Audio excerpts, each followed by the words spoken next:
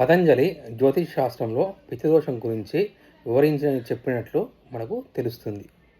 ఆత్మలకు పూజలు చేయకపోవడం మరియు శ్రాద్ధాలు పెట్టకపోవడం అనేది ఈ పితృదోషంగా మనం పరిగణించాలి. సాధారణంగా జాతకంలో 9వ స్థానం, 4వ స్థానం, 7వ స్థానము, సూర్యుడు లేదా చంద్రుడు, శని, రాహువు, కేతువు మొదలగునవి పితృదోషానికి సంకేతం.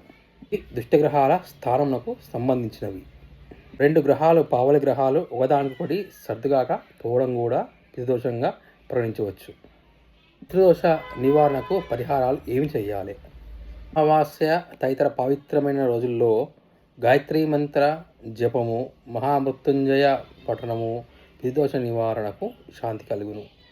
రుక్మిణి అష్టకం, గరుడ పూజ, విష్ణుమంత్ర జపము మొదలగునవి పితృదోష నివారణ కలుగును.